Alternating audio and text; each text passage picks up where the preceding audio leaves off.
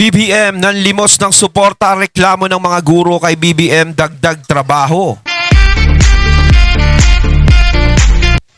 Ayan, syempre itong balitang ating matutunghayan ngayon ay nagmula kay Robin Sweet Showbiz. At ito po ang inyong lingkod na si BT na magbibigay ng reaksyon at komento dito sa video na ating matutunghayan ngayon. At huwag na natin pagtagalin at sabay-sabay na nating panoorin ang laman ng video na hatid sa atin ni Robin Sweet Showbiz at bibigyan natin ng reaksyon ng balitang ito. Pasok! At dahil sa patuloy na pagbagsak ng trust at approval ratings ni BBM, may kumalat sa social media na ibinahagi ng mga certified DDS vlogger isang memorandum para sa iba't ibang agencies. Abay obligadong i-repost ng Department of Education. Oo, ang hani ng ating mga guro o kung sino man ang nasa loob ng education. Mandatory na i-repost nila ang announcement ng presidente at ang mga activities nito sa social media. Diyos ko po, binigyan niyo pa ng dagdag na trabaho ang ating mga guro. Basahin natin. Department of Education, Office of the Secretary, Memorandum for all DepEd attached agencies, all regional directors, all school division superintendents, all others concerned, subject reposting of the President's announcements and activities on social media. Ito ang nakakatawang komento ng ating mga guro. Dinagdagan pa ang trabaho namin. Naging PIO na din ng DepEd. Mag-repost dahil kulelat na sa survey. Ayun ba yun? Ako naman. Tungkulin pa ba ng mga teacher yan, di ba? Na i-repost kung ano yung mga nagagawa o gagawa. Bakit sa kanila iaasa yan? Dapat hindi na sa kanila iasa yan. Kasi sa totoo lang talaga hindi naman yan talaga yung solusyon para umangat sa survey uli yung Pangulo. Hindi talaga yan yung solusyon. Ang natatanging solusyon dyan, ano? Diba? Kitang-kita nyo naman kasi nakaharap na sa inyo yung solusyon eh.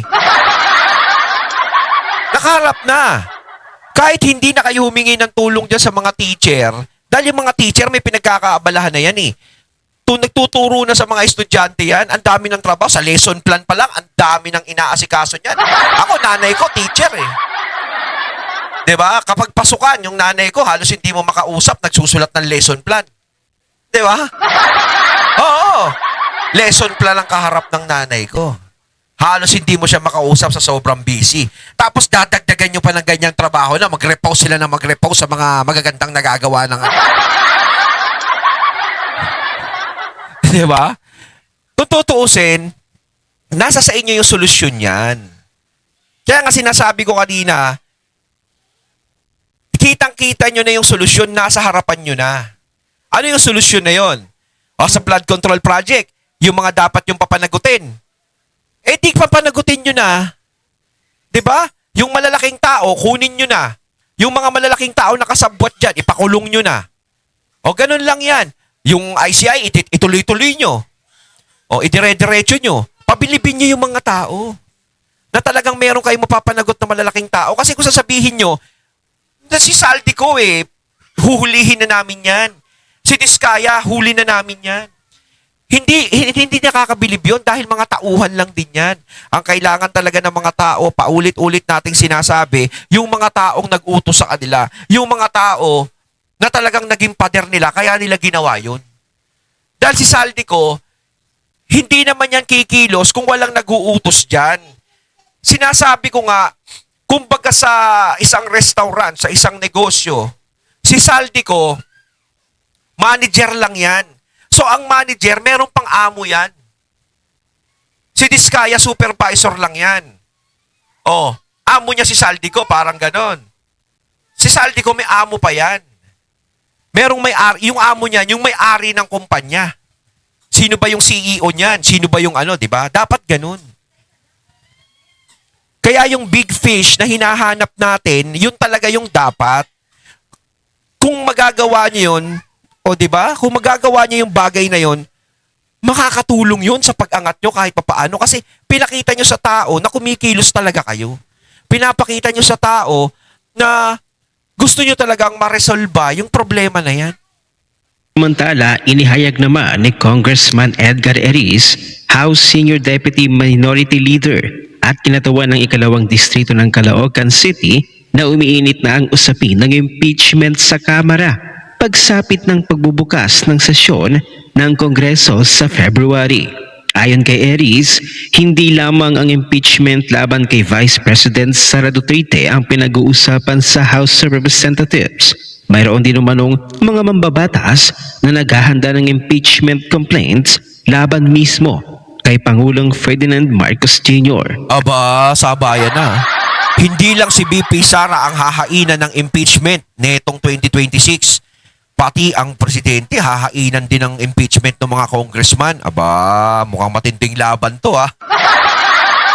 Matira-matibay. At least kahit papaano, yung mga kakampi ni BP Sara sa kongreso naglalabasan kahit papaano. Kasi nung nakaraan, nung hindi pag nagmi-midterm election, halos hindi natin makita yung mga kakampi ni BP Sara ng mga Duterte. Ngayon naglalabasan yung mga kakampi ng mga Duterte. Kung ako sa inyo, maglabasan na kayo. Huwag na kayong matakot. Alam nyo kung bakit? Malapit na 2028. Ipakita nyo naman kay BP Sara na, eto kami, nasa tabi mo kami. Para naman pag nanalo siyang presidente, madali niya kayo marirecognize. De, joke lang. Totoo lang talaga, di ba? Dapat silang lumabas. Huwag silang matakot. Di ba? Katulad niya, may mga lumabas na katulad ni Erice, si Libiste, si Barsaga, si Marcoleta, etc., etc. May mga naglalabasan na matatapang na congressman. 'Di ba? Kaya labas na kayo. 'Di ba? Pakita nyo na, kumbaga sabayan na, 'di ba? Aniya, mukhang medyo exciting yung House sa Pebrero. Palagay ko hindi lang yung impeachment ni Vice President Sara yung naulihigan ko. Meron ding mga kongresista na magfa-file din ng impeachment laban kay BBM kung tuluyang maisusulong. Inaasahang lalo pang iinit ang politika sa Kamara ngayong Pebrero. Sa Kasabay totoo lang talaga, iinit talaga sa Pebrero yan, pero talagang mas mainit ang eleksyon sa 2028. Sagasaan yan. Oo. Ako, napapansin ko kayo mga katunay, mapapansin nyo sa 2028 talaga magiging matindi eleksyon yan. Malamang ko, banatan ng mga kampo yan. Ibig sabihin, banatan, talagang birahan yan. Mga talagang parinigan yan, paanuhan talaga yan. Pasiraan talaga ng pangalan yan. Ultimo yung mga vlogger yan, sigurado magbabakbakan yan. Sa 2028, 2027 pa nga lang yan, matindi na yan, mainit na yan. Oo. Siyempre, itidepensa. Mayroong mga taga-depensa yung mga Duterte. May mga taga-depensa naman yung administrasyon. Hindi natin alam kung sino yung isusulong na administrasyon, kung sino yung patatakboy nilang presidente, tsaka vice president. Kaya nandoon niya, mainit. Tapos mayroon pang makikisawsaw na dilawan. Kaya matindi talaga yung 2028 mga katunay. Talagang ito yung aabangan natin. Paldo-paldo na naman yung mga vlogger niyan. Ay, dako. Talaga, di ba?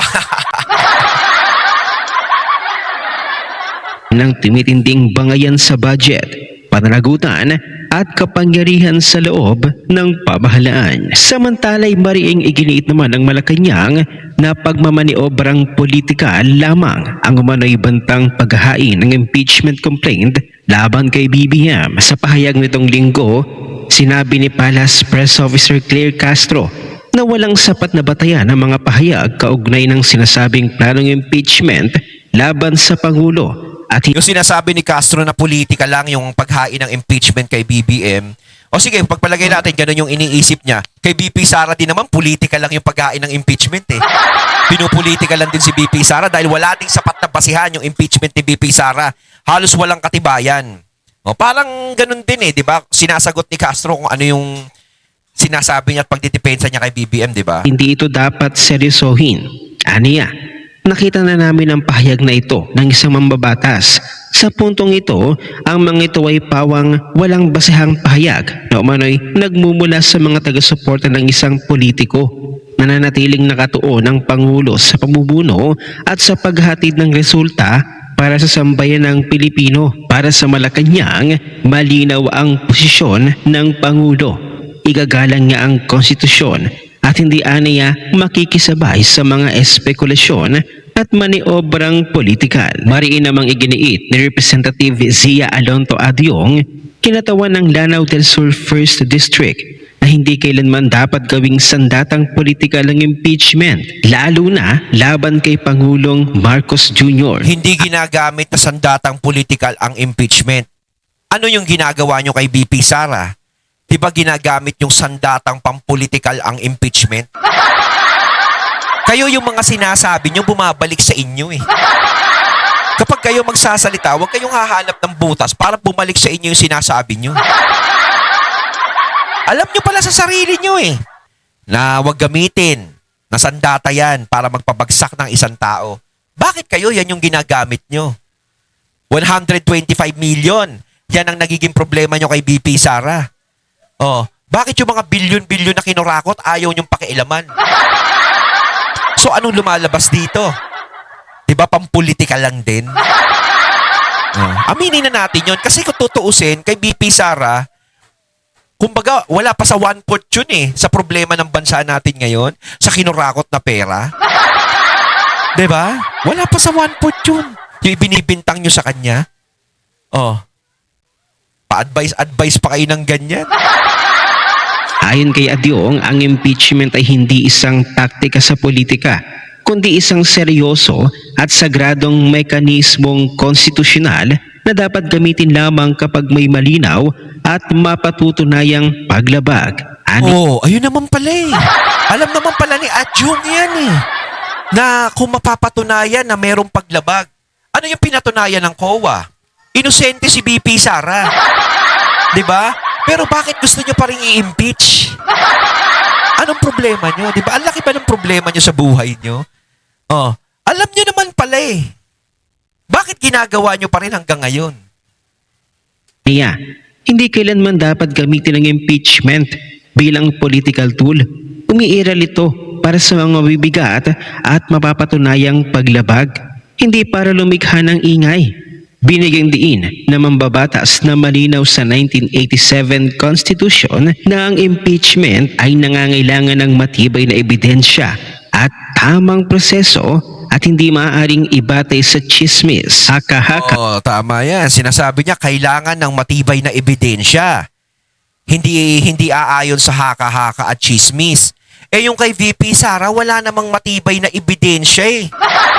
Puro nga haka-haka at chismis lang yun eh. Diba? Grabe. Bakit ganun? Alam naman pala nila sa sarili nila eh. Na ganyan yung impeachment. O partisan na pressure. Wow naman Adyong. Pag kay BBM, hindi pwedeng mag-file ng impeachment. Pero kapag kay Vice President Sara, pwede. Wala nga. Yun nga ang masama doon eh. Alam pala ni Adjung yung mga bagay na yan. Diba? Alam pala niya. Na kailangan may basihan na ganito ang impeachment. Kailangan may basihan. Bakit hindi niya sinusunod? Ina-apply niya kay BP Sara. Napatunayan na paglabag si Vice President Sara at sa kanyang Office of the Vice President, malinis nga sa COA eh. Kung walang pinipili ang mga buwayang kongresista, dapat din nilang i-entertain ang ipa-file na impeachment complaint kay President BBM. Panoorin natin ang buong video. Uy, ito na. Meron daw magfa-file ng impeachment complaint laban kay Marcos. Agoy. Bago to. Meron daw magfa-file ng impeachment laban kay Marcos kasi nga wala nang tiwala ang taong bayan sa kanya. At isa sa mga grounds ay betrayal of public trust dahil daw sa pagnanakaw sa gobyerno. Sa totoo lang talaga, ikaw talaga mapapailan ka ng impeachment, mas maganda kung babasihan mo yung tao. Kasi kung yung mga tao nakikita mong ayaw na sa'yo, yun talaga. Medyo hindi na maganda yung nagiging serbisyo mo sa taong bayan kasi taong bayan na mismo nagsasabi.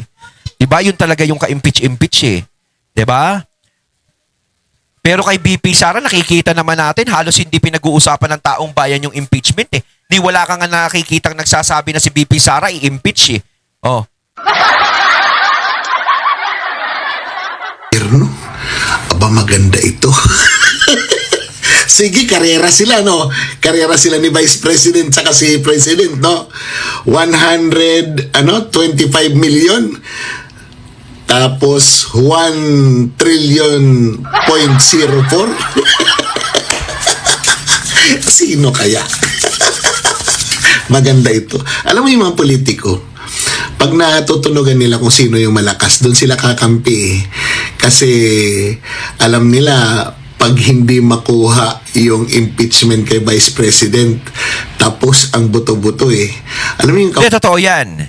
Kapag 2027, hindi na-impeach si BP Sara at nandiyadyaan pa rin si BP Sara, nananatili pa rin Vice President, sigurado, ang daming magbabaliktaran sa administrasyon. Oo, dun sa mga kumakampi-kampi ngayon, ang dami niyan.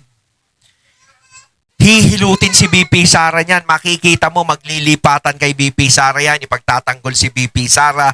Ganto, ganyan, etsaw-etsaw. Diba? Pero si BP Sara, alam naman natin, hindi na muling magpapauto yan. Diba? Isang beses lang nila nauto yung mga Duterte, one is enough na yon.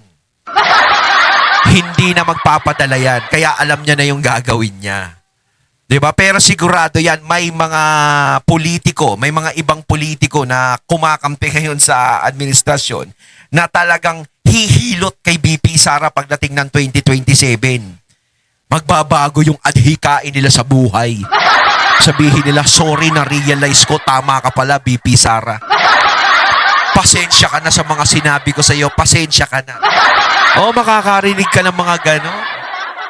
Pwera na lang talaga kung matapang ka na talagang paninindigan mo kung ano yung sinasabi mo kay BP Sara kahit 2027, kahit 2028. Talagang kakalabanin mo pa rin siya. 'Di ba? Sino-sino naman kaya yung mga matatapang na yun, yung maninindigan?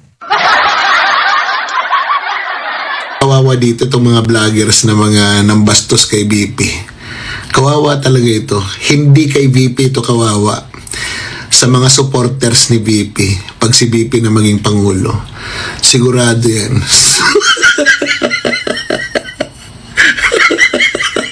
Sigurado yan. Diyan talaga yung... may magtatakbuhan talaga dyan. Ako, pag si BP Sara naging presidente ng Pilipinas, malamang ko ang daming maglalayasan eh. Makikita mo lahat yan, mag-iimpake, pupunta ng ibang bansa. Kaya nga sinasabi ko delikado yung pagiging tahimik ni BP Sara ngayon. Talagang napakakalmado ng dagat. 'Di ba? Yun ang nakakatakot. May magtatago at may lulubog. Pero maganda itong balita na ito, ha? May magfa-file ng impeachment complaint. Sino kaya yun? At sino kaya ang congressman na mag-i-endorse nito? Yan! Magandang abangan yan. Kasi pag nangyari yan, kahit hindi yan matuloy, isang insulto yan sa Pangulo dahil nakaupo siya, may nakalusot, may isang complaint laban sa kanya. Sa bagay, ka-complain naman talaga siya. Tamad ang puto. Walang ginagawa agaw tulay gang. Paano? Etong si Payot, okay lang yan. Pag uwi dito, kupuin ko yan. May sayad ang bayot na trinidor ng ina niya. Ano ang masasabi ninyo sa memorandum na kumakalat na ito na tila binibigyan pa ng dagdag na trabaho ang Department of Education na mag-repost ng President's announcement at ang mga activities nito sa social media? Nakakahiya, di ba? Parang ipinipilit na lamang niya ang kanyang sarili sa mga Pilipino. No choice. Ano ang inyong opinyon? Ayun, natating nato ngayon ang video na nagmula kay Robin Sweet Showbiz at syempre nato ngayon din natin ang video na binigyan natin ng reaksyon na nagmula kay Mad Tara Hug. Kayo mga katunay, anong masasabi nyo tungkol dito? Comment lang po kayo sa comment box. So once again, I'm BT and I'm out. Peace.